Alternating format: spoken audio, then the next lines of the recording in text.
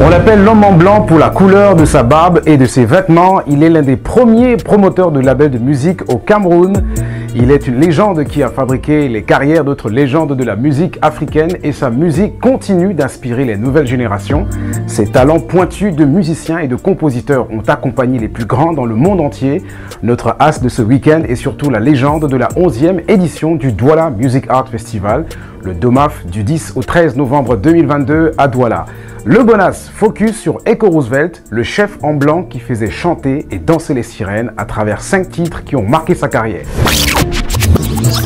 Le premier est Nalandi, titre éponyme de son tout premier album, Bemba Munyenge Nalandi, sorti en 1975. Ce 45 tours a tourné toutes les têtes dans les fêtes ici et ailleurs. Né en 1946, Echo n'a que 29 ans et son charme dévore les femmes sans limite. Ce titre va conforter la famille de celui dont la mère est la fille du chef Batanga et le père pasteur de l'église presbytérienne américaine qu'il ne s'est pas trompé de vocation. Ce classique sera remis au goût du jour plus tard dans les années 80-90 par Jean-Michel Cancan qui s'en est servi notamment dans son fameux sketch La fille du bar. Alors, ouais, mon morceau préféré.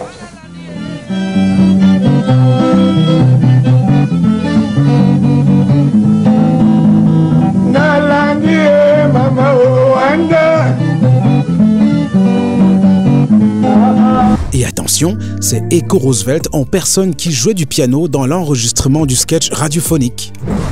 Moi, je l'ai connu quand il n'y avait pas encore de théâtre au Cameroun. Je me souviens quand j'ai réalisé ces cassettes, parce que c'est moi qui étais dans les machines qui jouaient du piano. Le titre fut composé à la demande de l'agence de presse Havas pour habiller la communication du premier vol en 3h30 seulement, Paris-Rio de Janeiro via Dakar du Concorde, l'avion supersonique français qui allait trop vite, tellement vite qu'il a disparu comme il est venu et le hit de Echo est resté. L'argent gagné lui permettra de cofonder le label Safari Ambiance, une des majors africaines de l'époque. Il est alors bien loin de la période où, tout jeune, il jouait clandestinement dans les cabarets de Douala, trop jeune pour travailler, trop jeune pour montrer au grand public les connaissances glanées auprès des Canadiens au lycée technique de Douala. Cela lui rappelle qu'il a dû bien galérer avant de toucher son premier cachet, au mariage entre la fille du pionnier des milliardaires camerounais, Paul Sopo-Priso, et William Etekim-Boumois, un des premiers hauts fonctionnaires du Cameroun. À ce mariage, avec Manu Dibango comme chef d'orchestre, il va toucher 70 000 francs, ce qui est une grosse somme d'argent à l'époque. Kilimandjaro est un hit planétaire. Tout petit, je me réveillais avec cette voix sur les ondes de Africa numéro 1 et j'ignorais alors que cette résonance allait partout. En Afrique de l'Est, où se trouve le mont Kilimandjaro en Tanzanie, ce hit est même devenu un patrimoine approprié tellement la musique et la vibe leur parlent. C'est ainsi que le titre aura un succès aussi haut que le sommet du Kilimandjaro. Tout petit également, j'ignorais que le morceau était sorti depuis 1977 sur son album du même nom. Comme quoi, les grands classiques ne périssent jamais. Attends moins de l'album Echo est sorti en 1980, avec déjà un certain Aladji Touré à la basse. La vibe slow, mélancolique en fait immédiatement le love song à la mode et son succès a traversé les époques porté par ce refrain entêtant d'un chanteur captivant avec des chœurs hypnotisants comme si c'était les voix des sirènes sorties tout droit de l'océan Atlantique à Kribi. En hommage à la légende, Jovi est allé lui rendre visite et leur échange a abouti à la reprise en 2012 sur son premier album HIV par le rappeur camerounais de cette chanson sous le titre Bushfaller qui est aussi entraînant que l'appel d'une Mami Wata. Tondo est sorti en 1981 sur ce qui est sans doute la première compilation de l'histoire de la musique camerounaise, Les Fleurs musicales du Cameroun, sous la direction artistique de Manu Dibango et promue par le ministère de la Culture du Cameroun. La compile regroupe la crème des artistes populaires et qualitatifs de l'époque et donc forcément Echo Roosevelt. Ce titre makossa électro-funk avec des vents qui soufflent dans le monde entier fait encore danser les jeunes aujourd'hui à travers la planète. Surtout qu'il a été repris de nombreuses fois par des DJ et principalement par le groupe britannique de musique électronique Disclosure.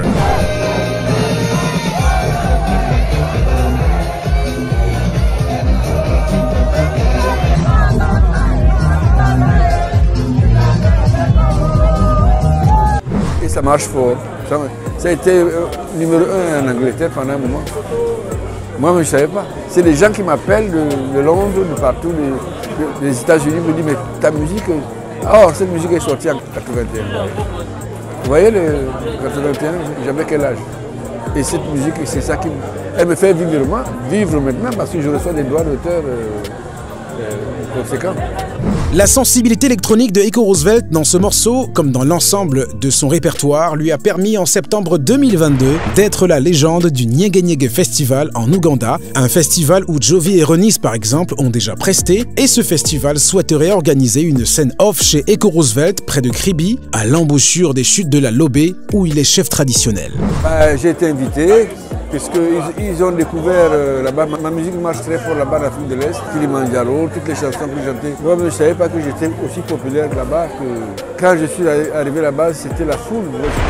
J'étais étonné de voir. Même le ministre, quand il faisait son discours à l'ouverture du festival, il a parlé de moi. Il disait que regardez ce monsieur, ce papa qui a 80 ans, il fait ce métier avec joie et bonheur. Et vous, les jeunes qui commencez maintenant, vous êtes en train de vous détruire par les mauvaises pratiques. Moi, j'étais étonné, mais ça a été super.